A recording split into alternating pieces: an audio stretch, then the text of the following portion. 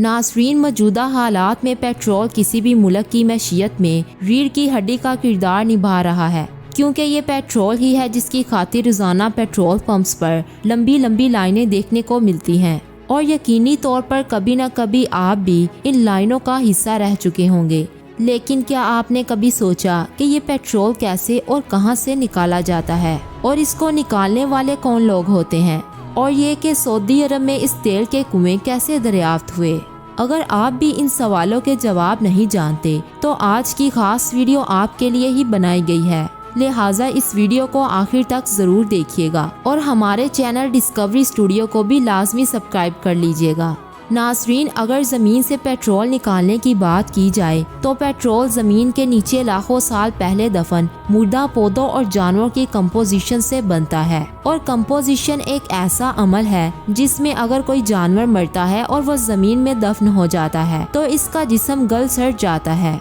लिहाजा ये माना जाता है कि जमीन पर मौजूद जिंदा पौधे और जानवर जो लाखों साल पहले मर गए और उनके जिस्म मिट्टी और रेत के नीचे दफन हो गए, और बहुत ज़्यादा प्रेशर, टेम्परेचर, बैक्टीरिया के असर की वजह और हवा की अदम मौजूदगी में इन पर डिकम्पोजिशन का अमल शुरू हुआ, यानी इनके जिस्म गलने सड़ने लगे। डिकम्पोजिशन के इस अमल को मुकम्मल होने में लाखों साल लगे और इस दौरान जो पौधे और जानवर जमीन में दफन थे वो गहरे क्रूड ऑयल में बदल गए। याद रहे, पेट्रोल हल्का और पानी में इंसॉल्युबल होने की वजह से जमीन की सतह पर तैरता है, लिहाजा इसके बाद जहां ऑयल पाया जाता है वहां कुएं खोदकर पेट्रोलियम हासिल किया जाता है। नाज़रीन, अब अगर समुंदर से तेल निकालने की बात की जाए तो ये काफ़ी महंगा अमल होता है, जिसके लिए दुनिया की महंगी तरीन मशीनों को समुंदर की गहराइयों में भेजा जाता है और इस अमल में सालों लग जाते हैं। ये मशीनें पूरे समुंदर में घूमती रहती हैं और फिर जहां इनको रेड सिग्नल मिलता है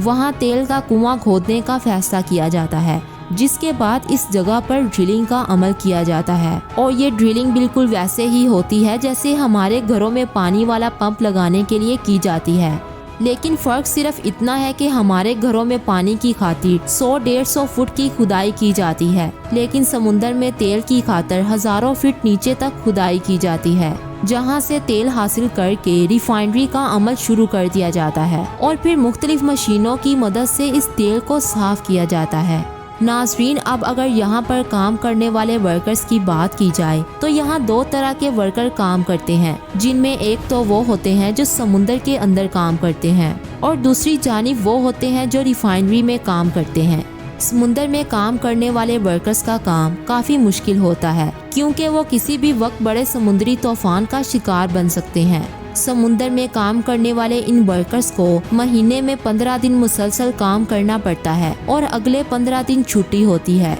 लेकिन हैरान कुन तौर पर जब कोई वर्कर काम के लिए समुंदर में दाखिल हो जाता है तो वो पूरे 15 दिन के बाद ही वापस बाहर आ सकता है। इन वर्कर्स को मोबाइल इस्तेमाल करने की बिल्कुल इजाज़त नहीं होती, क्योंकि इस काम में 1 सेकंड की कोताही भी बड़ी तबाही का सबब बन सकती है। लेकिन इसके बरक्स रिफाइनरी में काम करने वाले वर्कर्स का काम कुछ आसान होता है, लेकिन इनको भी बहुत ज़्यादा पाबंदियों का सामना करना पड़ता है। नाज़रीन, वाज़िया रहे, पाकिस्तान समेत दुनिया भर के बड़े बड़े ममालिक इस वक्त सऊदी अरब से तेल दरामद कर रहे हैं, लेकिन सवाल ये पैदा होता है कि सऊदी अरब में इतना तेल कैसे दरियाफ्त हुआ और ये खिता किस तरह तेल की दौलत से माला माल हुआ।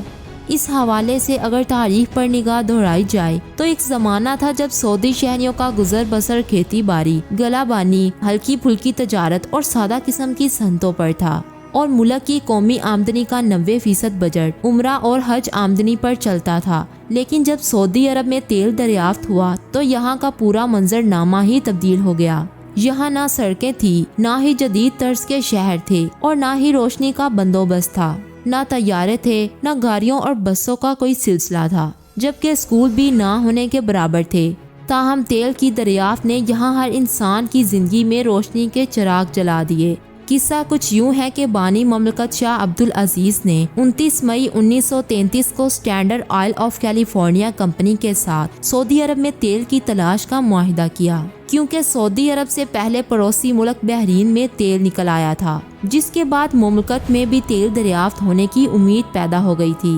इस माहिदे के मुताबिक 23 सितंबर 1933 से माहिरीन सऊदी अरब पहुंचने लगे थे और फिर खुदाई का काम शुरू किया गया। 7 माह बाद 700 मीटर की खुदाई के बाद गैस और तेल की इलामतें नजर आईं, लेकिन खुदाई करने वाली मशीनों में खराबी के बायस कुआं बंद करना पड़ गया। इसके बाद एक से ज्यादा मकामात पर तेल की तलाश का काम किया गया और कई कुएं खोदे गए तो कहीं कम और कहीं ज्यादा तेल के आसार नजर आए। ये 1936 के मौसम गर्मा की बात है जब इस कुएं में खुदाई का आगाज हुआ, लेकिन इस पर काम करने वाली टीम को शुरू ही में बहुत सारी दुश्वारियों का सामना करना पड़ा। यहाँ तक कि सूरत हाल इस कदर गमगीर हो गई कि स्टैंडर्ड ऑयल ऑफ कैलिफोर्निया के जिम्मेदारान ने सऊदी अरब में तेल की तलाश पर मामूर इंजीनियर्स फ्रेड डेविस और मैक एस टैंकी को सैन फ्रांसिस्को तलब कर लिया। तेल की तलाश महंगी होती चली जा रही थी और तलाश करने वाले भी हिम्मत हारने लगे थे, लिहाजा standard oil of California company के आला ओहदेदार तलाश का काम बंद करने के बारे में सोचने लगे थे।